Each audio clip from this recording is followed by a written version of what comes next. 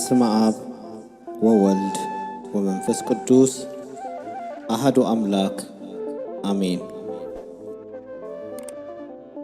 በማለዳ መያዝ የክፉ መንፈሶች ድርጊት ቅጽ 2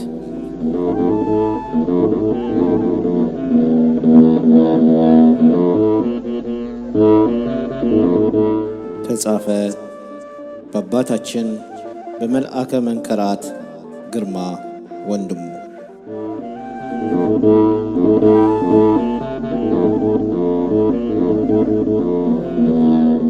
ክፍል 3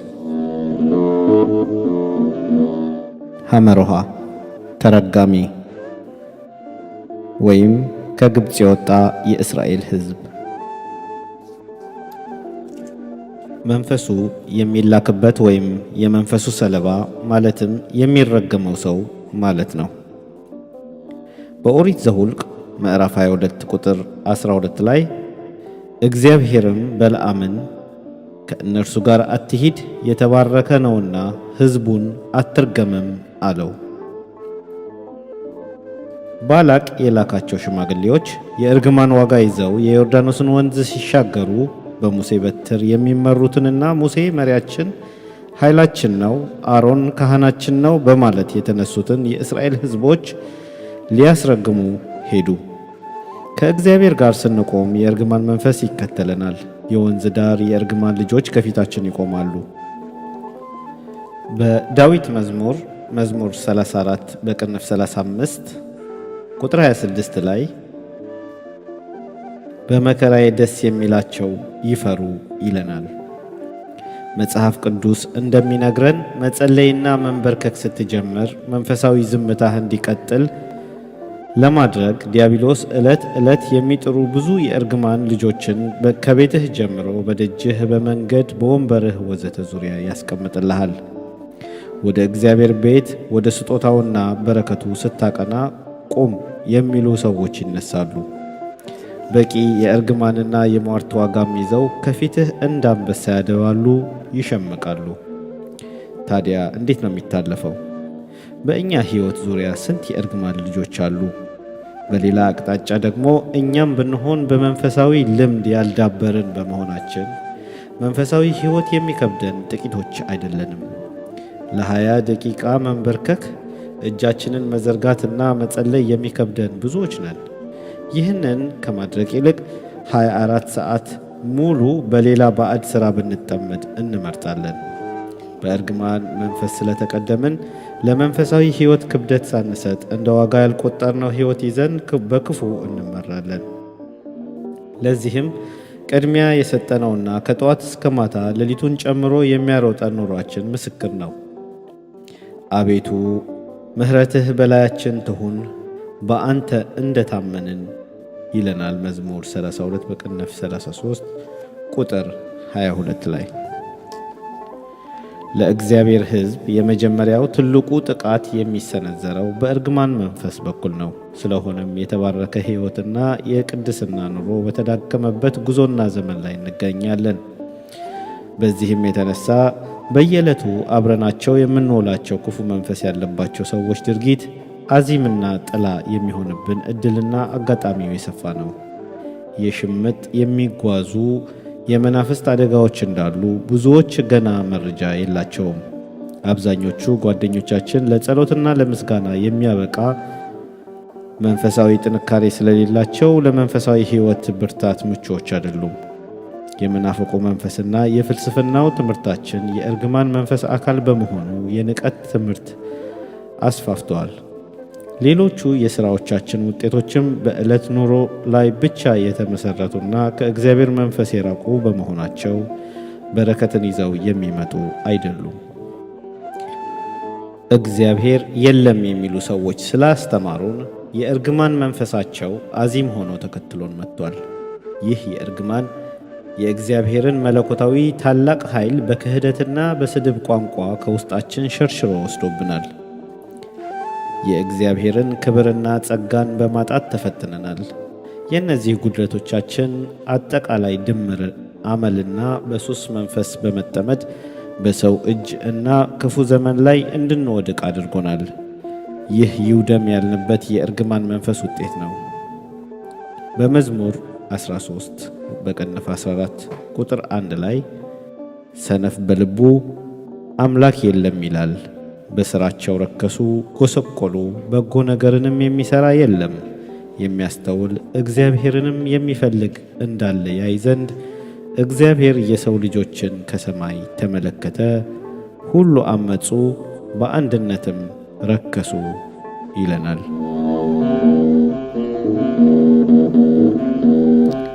የእርግማን ሽምግልና ምልክቶች። ሽማግሌዎች የህብረተሰብ ራዕይ፣ ተስፋ፣ የዕድሜና የታሪክ ጉዞን ለትውልዱ የሚያሳዩና የሚተረጉሙ አፈጻጸሙን እውን መሆን የሚያረጋግጡ ናቸው። ተተኪው ትውልድ የሽማግሌዎችን ታሪክና ፈለግ ከናቀና ካቃለለ፣ የእምነት እውነታዎችን ሳይዝና ሳይጨብጣቸው ወይም ሳይደርስባቸው ከቀረ ባዝኖና መክኖ ወይም ጨንግፎ እርስ በራሱ ተበላልቶ ወደ ኋላ ይቀራል። ይህ ዘመናዊ ትውልድ የአባቶቹን ጉዞና የታሪክ ሚና ዝቅ አድርጎ በመመልከት የእምነት የበጎነትና የርኅራኄ መንገዶችን በጭካኔ አብዮት በማጥፋት ባይሳካለትም የራሱን የተለየ የሽምግልና ዓለም ለመፍጠር ሞክሯል። ይህ የአብዮት ሽምግልና እረፍት የነሳቸው፣ በጥላቻና በቅራኔ የተሞሉ፣ በክህደትና በቢሮክራሲ ወንጀል የታጠሩ፣ የእምነት ማጣት ጉዳት የተጠናወታቸው፣ የዘር ልዩነት ያደቀቃቸውና አካባቢያዊ በሆነ ስሜት ውስጥ የተጠመዱ፣ ለነባር እውነታዎችንና የእምነት ጸጋዎችን ደንታቢስ በመሆን የአመለካከት መዘበራረቅ ያለበትና በልዩ ልዩ አፍራሽ ሱሶች የተጠመዱ ሰዎች መብዛታቸው ስር የሰደደው የእርግማን ዘር ምን ያህል እንደሰነፈ ማሳያ ምልክቶች ናቸው። በኦሪት ዘኍልቍ ምዕራፍ 22 ቁጥር 7 ላይ የልዑል እግዚአብሔር ቃል እንዲህ ይላል፣ የሞዓብ ሽማግሌዎችና የሚዲያም ሽማግሌዎችም የሟርቱን ዋጋ በእጃቸው ይዘው ሄዱ፣ ወደ በለዓም መጡ፣ የባላቅንም ቃል ነገሩት ይለናል። እነዚህ ሰዎች በእጃቸው የያዙት የእግዚአብሔርን በረከት ሳይሆን የእርግማኑንና የሟርት ገንዘብ ለሞት የእርግማን ዋጋ ይዞ በመሄድ በትውልዱ ውስጥ የሚገኙ በርካታ ሽማግሌዎችና አዛውንቶች የዘመኑ ተስፋዎች መሆናቸው ቀርቶ ከመለኮታዊ ምሪቶቻቸው ተቋርጠው ለእርግማን መንፈስ በመገዛታቸውና በእርግማኑ ስር በመኖራቸው ትውልዱን ለዲያብሎስ ቀንበር አሳልፈው በመስጠት የእግዚአብሔር ሕዝብ በመናፍስቱ እንዲጎዳ አይነተኛ ምክንያት ሆነዋል። የእርግማን ገንዘብ በትውልዱ ውስጥ ጥፋትን፣ ክፋትን፣ ጥላቻን፣ ተንኮልንና ድብቅ የመሰሪነት ጉዳዮችን የሚያሳይ ነው።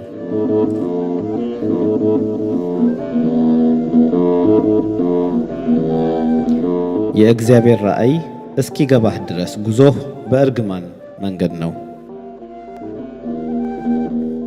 ሁልጊዜ ከእውነትና ከአምልኮተ እግዚአብሔር ስትርቅ በአንድ መንገድ ከማይቆመው የአንተነትህ ትልቅ የጥቅም ፍላጎት ለመገንባት ዙሪያ ገባውን ከሰዎች ጋር ትግል ገጥመህ በሕይወትህ ውስጥ ለክፉ ተግባር ትልቅ ክፍተት ትፈጥራለህ።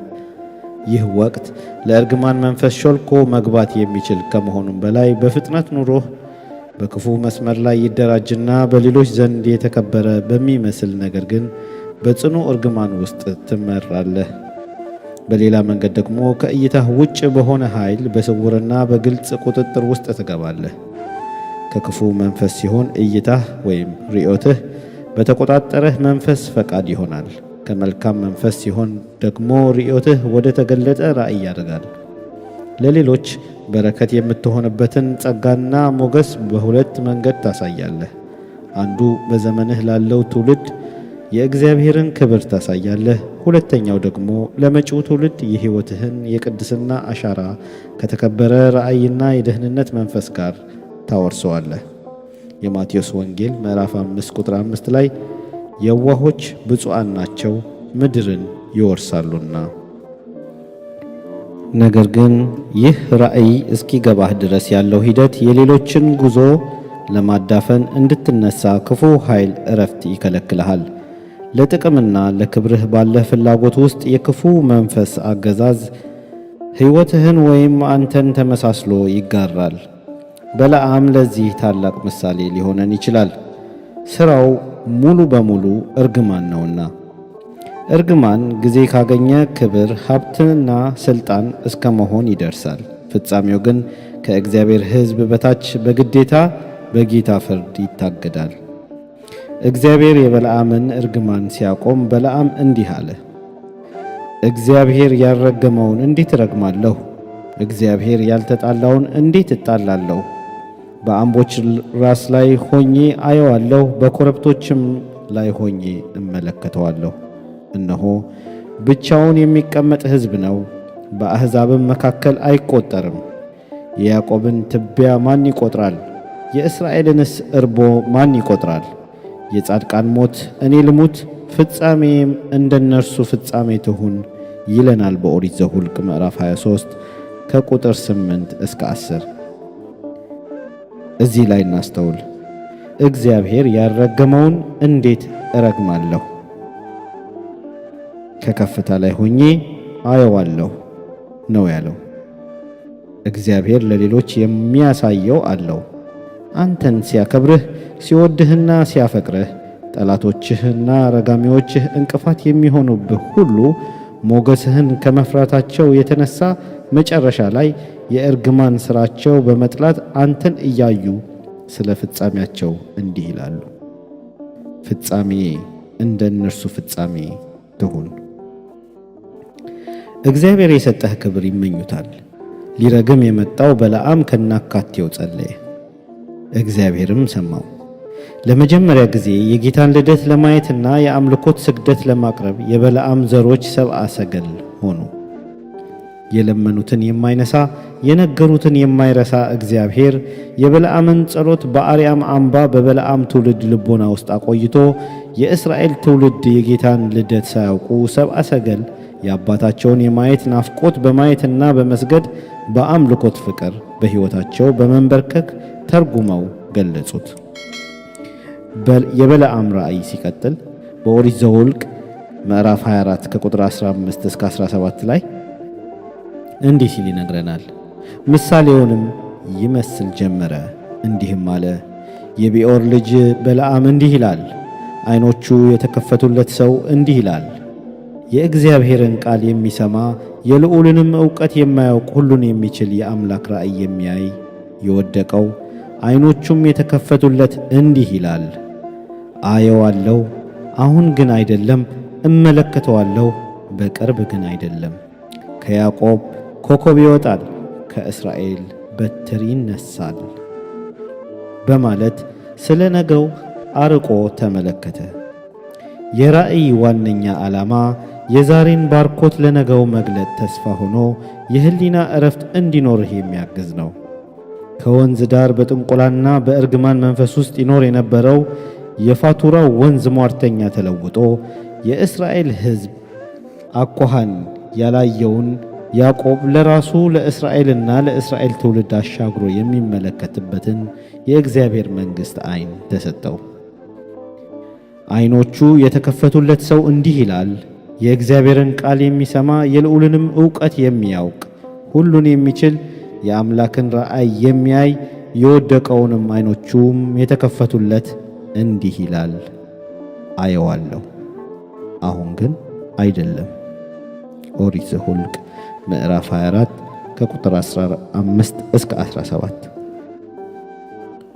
ወደ በለዓም ስንመለስ ባላቅ የላካቸውን ሽማግሌዎች ቃል ከሰማ በኋላ እንዲህ አለ፣ ዛሬ ሌሊት በዚህ እደሩ፣ እግዚአብሔርም እንደሚነግረኝ እመልስላችኋለሁ።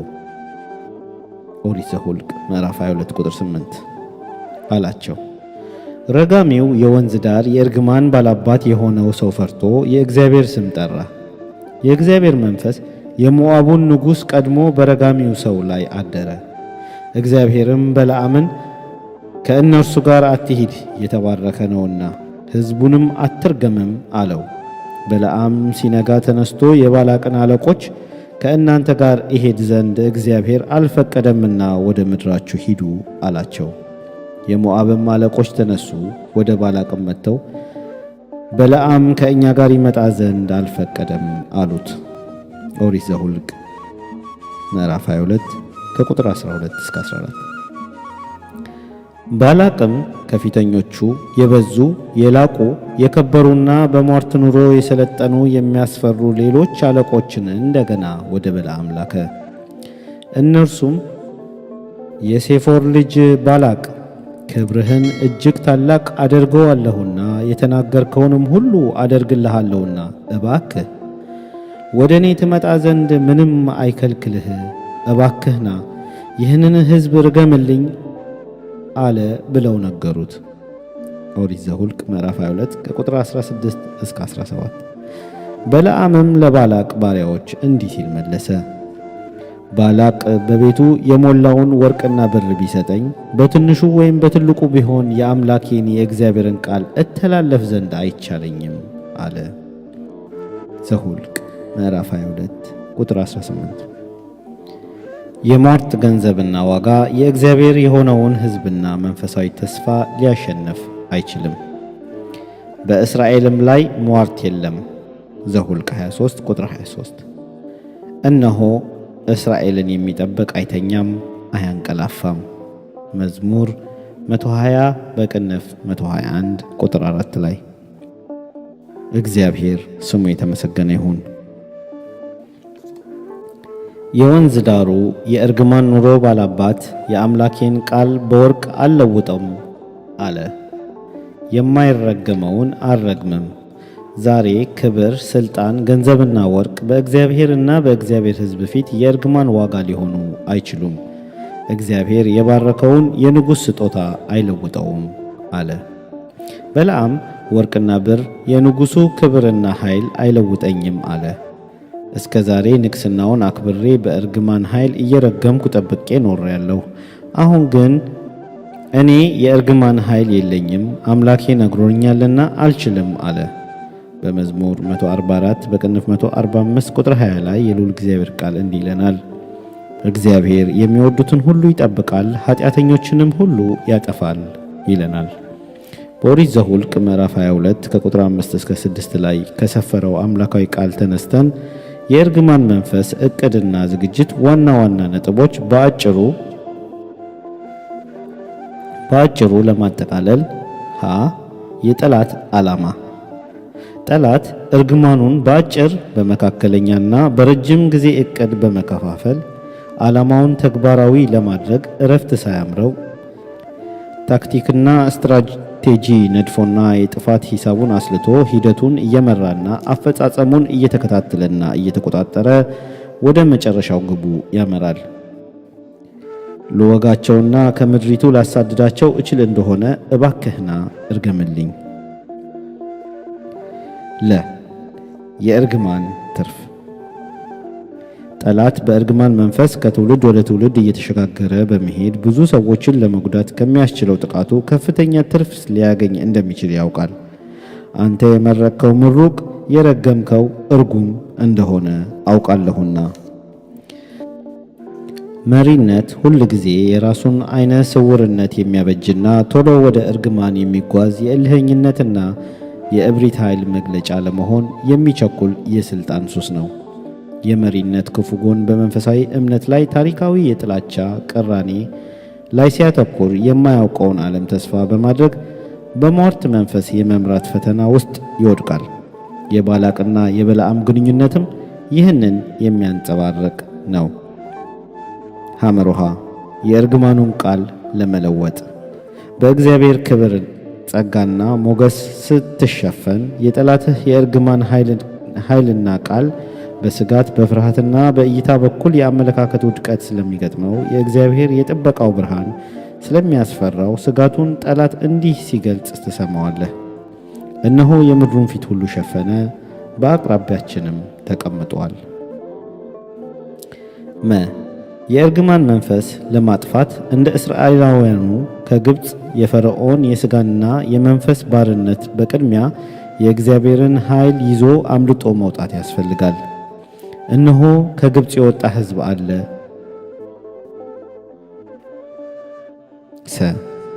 ከጠላትህ ግርማ ሞገስን ትሰማለህ።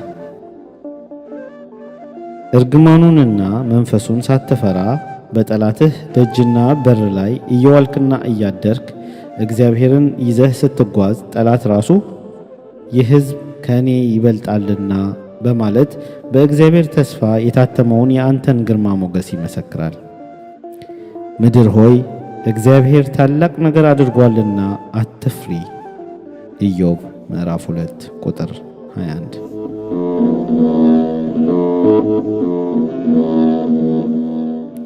የጻድቃንን ሞት እኔ ልሙት፣ ፍጻሜም እንደነርሱ ፍጻሜ ትሁን። ዘኍልቍ 23 ምዕራፍ 10። ይህን የተናገረው የእርግማን መንፈስን ላለማቆየት የወሰነው በፋቱራ ማለትም በጠንቋዮች መንደር ወንዝ ዳር የሚኖረው በለዓም ነበረ። እግዚአብሔርም የበለዓን ዓይኖች ከፈተ። የእግዚአብሔርን መልአክ በመንገድ ላይ ቆሞ የተመዘዘም ሰይፍ በእጁ ይዞ አየ፣ ሰገደም፣ በግንባሩም ወደቀ ይለናል ኦሪት ዘኍልቍ ምዕራፍ 22 ቁጥር 31 ላይ። የእግዚአብሔርን ሕዝብ አሳድልኝ፣ አዚም ጣልበት፣ ይሸነፍ፣ በረሃ ላይ ይውደቅ፣ ምድራችንን እንዳይነኩ አድርግልኝ፣ መንፈሳቸውንና የሕይወት ድባባቸው አስቸጋሪና አስደንጋጭ ስለሚሆንብኝ እርገምልኝ የተባለው በለዓም በተቃራኒው ሕዝቡን እየባረከ ከቆየ በኋላ ባላቅ ሆይ ተነስ፣ ስማ፣ የሴፎር ልጅ ሆይ አድምጠኝ። ሐሰትን ይናገር ዘንድ እግዚአብሔር ሰው አይደለም፣ ይጸጸትም ዘንድ የሰው ልጅ አይደለም። እርሱ ያለውን አያደርገውምን? የተናገረውንስ አይፈጽመውምን? እነሆ ለመባረክ ትእዛዝህን ተቀብያለሁ። እርሱ ባርኮሃል፣ እመልሰውም ዘንድ አልችልም። በያዕቆብ ላይ ክፋትን አልተመለከተም፣ በእስራኤልም ጠማምነትን አላየም። አምላኩ እግዚአብሔር ከእነሱ ጋር ነው አለ። ኦሪት ዘኍልቍ ምዕራፍ 23 ከቁጥር 18 እስከ 21። እግዚአብሔር የነገሮች አቅጣጫ ሁሉ ይለዋውጣል። ሲለውጥ ደግሞ የሰውን ልጅ አያማክርም። አንዳንድ ጊዜ እግዚአብሔር በለወጠው መንገድ ውስጥ እኛ እንገባና የሌለ በደልና ኃጢአት ፈጥረን ፈልገን መክሰስ እንጀምራለን። ልክ የእግዚአብሔር ሰዎችን መስለን በተሰወረ መንገድ ውስጥ ክፋትን እናግዛለን። ከዲያብሎስ አሰራር ተግባሮች ውስጥ ትልቁ ክፍል ክፋትን ማገዝ ነው። የሰይጣንን የጥፋት ኃይል መርዳት የትውልዱን መንገድ ከእግዚአብሔር ማራቅ ነው። አሁን በለዓም እግዚአብሔር ተናግሮታል፣ እኔ ሐሰት መናገር አልችልም በማለት ንስሐ ገባ። ከላይ የጻድቃንን ሞት እኔ ልሙት፣ ፍጻሜም እንደነርሱ ፍጻሜ ትሁን ብሎ በልቡ በቃሉ አመነ። ዛሬ እኛ ለምን በተራ ሰዎችና በሰይጣን እጅ ላይ ወደቅን? መንደር ውስጥ በሚልከሰከሱ በዛር በወቃቤና በመሳሰሉት መንፈሶች በተበላሹ ሰዎች እጅ ውስጥ ወደቅን? ለምን ፈዘዝንና ደንግዘን ቀረን? ለምን በወጣን በገባን ቁጥር ዓይኖቻቸው ደም የሚመስሉ ሰዎች እጅ ውስጥ ገባን ብለን ብንጠይቅ መልሱ ብዙ የክፋትና የተንኮል መሠረቶች፣ በቅራኔ የተምታቱ ታሪኮች፣ የጣዖት ቤቶች ውስጥ በሚስጥር ተደብቀን ስለኖርን ነው። ብዙ ጊዜ የተንኮል ሐሳብና የሐሰት ሥራ ሲደጋገም እውነትን ተጋፍቶ ከመሰሪ ደባዎች ጋር ብዙ ትውልዶችን ተሻግሮ በመሄድ የእውነትን ታሪክና ልዕልናን ይታገላል። የጣዖት አምልኮት የክፉ መንፈስ አሰራርና ሟርት በተደበቀ የኑሮ ሚስጥር ሆኖ ቢቆይም ዛሬ ግን በገሃድ እየታየና ጥልፍልፍ የሆነው መንገድ ተገልጦ የኑሮ ህልውና አግኝቷል። ሐሰት እየሰፋ ሲሄድ ወሳኝ ርዕዮተ ዓለም በመሆን በውሸት ቃላት ተከሽኖ መርህ እስከ መሆን የተደረሰበት ዓለም ላይ እንገኛለን። አደገኛ የጊዜ ውድቀትን ካስከተለ በኋላ ግን ያልተገነዘብነው ችግር፣ ያላየነው እውነታ፣ ያላስተዋልነው ምስጢር፣ የተደበቀብን ኃይል ነበር በማለት እንደገና በመቆጨት ከትምህርት ቤት ከውጭ ምሁራንና ከፖለቲካ ሳይንስ አዲስ ርዕዮተ ዓለምና ታሪክ እንፈልጋለን። የራሱን ታሪክና እውነት በክህደት የቀበረው ወገን ባዕዳን ቆፍረው እንዲያወጡለት ይመኛል። ዛሬ ዓለማችን እግዚአብሔርን ረስታ በፍልስፍናና በርዕዮተ ዓለም ውስጥ የደህንነት ኑሮን እንዲሁም የብልጽግናና ተስፋን ለማምጣት በመባዘን ላይ ነች። ከምሁራኖች የምንሰማው የአስተሳሰብ ዘዴም ጥሎ በማለፍ ስልት ላይ የተመሰረተ ነው። ነገር ግን አንድ እውነት በፍጹም እንደረሳን ይገባኛል። ያለ እኔ ምንም ልታደርጉ አትችሉምና በእኔ የሚኖር እኔም በእርሱ እርሱ ብዙ ፍሬ ያፈራል። በእኔ የማይኖር ቢሆን እንደ ቅርንጫፍ ወደ ውጭ ይጣላል፣ ይደርቅማል ይለናል የዮሐንስ ወንጌል ምዕራፍ 15 ቁጥር 5 ላይ። ሐሰትን ይናገር ዘንድ እግዚአብሔር ሰው አይደለምና ይለናል ኦሪት ዘኍልቍ ምዕራፍ 23 ቁጥር 19። በኦሪት ዘኍልቍ ምዕራፍ 24 ላይ ቁጥር 1 ላይ ደግሞ እንዲህ የሚል ቃል እናገኛለን። በለዓም እግዚአብሔር እስራኤልን ይባርክ ዘንድ እንዲወድድ ባየ ጊዜ አስቀድሞ ያደርግ የነበረውን አስማት ይሻ ዘንድ አልሄደም። በእግዚአብሔርም ሕዝብ ላይ አስማት አይሰራም። በአስማት የተተከሉና የተገነቡ ግንቦች ፈርሰዋል። የጨለማ ሀብት ፈራሽ ነው። በለዓም ዓይኑን ከፍቶ እስራኤልን በየነገዱ ተቀምጦ አየ። የእግዚአብሔርን መንፈስ በላዩ መጣ። ምሳሌውንም ይመስል ጀመረ፣ እንዲህም አለ። የቢዖር ልጅ በለዓም እንዲህ ይላል፣ ዓይኖቹ የተከፈቱለት ሰው እንዲህ ይላል። ከያዕቆብ ኮከብ ይወጣል፣ ከእስራኤልም በትር ይነሳል። የሞዓብንም ማዕዘኖች ይመታል፣ የሴሴትንም ልጆች ያጠፋል። ኤዶምያስም ርስቱ ይሆናል አለ። ዘኍልቍ 24 ከቁጥር 15 እስከ 18። ለማየት እግዚአብሔር ዓይንን ካልከፈተ የምናየው የተፈጥሮን እይታ ብቻ ነው። ይህ ደግሞ የአንድ ዓለም ኑሮ የጨለመ እይታ ብቻ ነው። እግዚአብሔር ዓይንን ሲከፍት ከአድማስ ባሻገር በቀጣይ ትውልድ ላይ የሚደርሰውንና የሚያገኘውን ውስጣዊውንና ድብቁን ነገር ሁሉ የምናይበትን መገለጥ ይሰጠናል። እግዚአብሔር በአሕዛብ ዘንድ የሚባርክ አባት ሲያጣ ረጋሚውን ሰው ለውጦና መንፈሳዊ ዓይኑን ከፍቶ ለእስራኤል ሕዝብ ባለ ራእይ አድርጎት ለራሱ ለቀጣዩ ትውልድ እግዚአብሔርን ጽድቅ ተደግፎ እስራኤልን እንዲባርክ በእስራኤልም ታሪክ ውስጥ ራሱ ባየው የተስፋ እይታ እንዲገባና የዕለት የሕይወትም ምኞቱም በቅዱሳን መንፈስ ስር እንዲኖር በለዓም ራሱን እንዲህ በማለት ወሰነ። የጻድቃንን ሞት እኔ ልሙት አለ። አህያ እንደ ሰው ተናግራ ያስተማረችው ትውልድ። አህያይቱም የእግዚአብሔርን መልአክ አየች፣ በለዓምም በታች ተኛች። በለዓምም እጅግ ተቆጣ፣ አህያይቱንም በበትሩ ደበደባት። እግዚአብሔርም የአህያይቱን አፍ ከፈተ፣ በለዓምንም 3 ጊዜ መታኸኝ፣ ምን አድርጌብህ ነው አለችው። በለዓምም አህያይቱን ስላላገጥሽብኝ ነው፣ በእጄሽ ሰይፍ ቢኖር አሁን በገደልኩሽ ነበር አላት። አህያይቱም በለዓምን ከብዙ ጊዜ ዘመን ጀምሮ እስከ ዛሬ ድረስ የምትጠቀምብኝ አህያ አይደለሁምን? በውኑ እንዲህ አደርግ ዘንድ ልማዴ ነበርን? አለችው። እርሱም እንዲህ አላደረግሽም አላት። እግዚአብሔርም የበለዓምን ዓይኖች ከፈተ፣ የእግዚአብሔርን መልአክ በመንገድ ላይ ቆሞ የተመዘዘም ሰይፍ በእጁ ይዞ አየ፣ ሰገደም፣ በግንባሩም ወደቀ ይለናል ዘኍልቍ 22 ከቁጥር 27 እስከ 31። በማንኛውም ጊዜ የተለያየ ችግር፣ ወጥመድ፣ የመንፈስ እስራትና መከራ ውስጥ ብትሆን ወይም ስልጣን፣ ማዕረግ፣ ሀብትና ዕውቀት ቢኖርህም ስግደት ስትጀምር ከዚህ በፊት ያላየኸውንና ያላወቅከውን መንፈሳዊ መረጃ እግዚአብሔር ይገልጥልሃል። ለሰብአ ሰገድን የሄሮድስን ተንኮል የገለጠው በአምልኮት በመንበርከካቸው ነው። ሌላ መንገድ አግኝተው ወደ ሀገራቸው ሲመለሱ የሚያስታውሱት በመንበርከካቸው እና በስግደታቸው ያገኙትን እርካታ በደስታ ተቀብለው ነው። መንበርከክ የመንፈሳዊውንና የዓለም ድብቅ የምስጢር አጀንዳ የማወቂያና የመገንዘቢያ ቁልፍ ነው። መስገድ ስትጀምር ዓይኖችህ ጆሮችህም ይከፈታሉ። በለዓምን የእግዚአብሔርም መልአክ አህያህን 3 ጊዜ ለምን መታህ? እነሆ መንገድህ በፊቴ ጠማማ ነውና እቋቋምህ ዘንድ ወጥቻለሁ አለው። በኦሪት ዘኍልቍ ምዕራፍ 22 ቁጥር 32 ላይ። ከስግደት በኋላ ጉልበት፣ ትምክህት፣ ኃይል፣ እብሪት የሉም። ምክንያቱም በራእይ ውስጥ ያለ ሰው ወደ ውስጥና ወደ ውጭ በማየት ነፍሱ በበረከት ጥማት ስለምትጠመድ ነው። ሥጋዊ ክንድና ወኔ በተገለጠ ራእይ ፊት ባዶ ነው። አሁን አማራጩ ከእርግማን ዓለም ወጥቶ የእግዚአብሔርን መንገድ መያዝ ብቻ ነው። በለዓምም የእግዚአብሔርን መልአክ በድያለሁ፣ አንተ በመንገድ ላይ በፊቴ እንደ ቆምክብኝ አላወቅኩም አለ። በኦሪት ዘኍልቍ ምዕራፍ 22 ቁጥር 34 ላይ የአህያዋ ተማሪ በድያለሁ አለ። ስግደት የውስጥ የበደል ምስጢርህን እንድታወጣው ለንስሐ ያግዝሃል። የበለዓም ስግደት ለዘሮቹ ወርዶ ሰብአ ሰገል በቤተልሔም ለተወለደው አምላክ ባዩት ጊዜ ተንበርክከው ሰገዱ።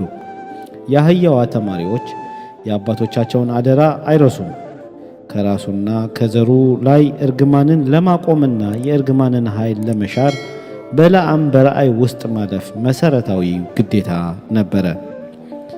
ከዚህም የተነሳ እግዚአብሔር ለእስራኤል ሕዝብ ያሳየው የጥበቃው ፍቅር ሲገለጥ የእርግማንን ኃይልና የአሕዛብን የአፍዝ አደንግዝ አዚም መሪውን በለዓምን ጨምሮ በቁጥጥሩ ስር በማዋል የአምላክነቱን ክብር አሳይቷቸዋል።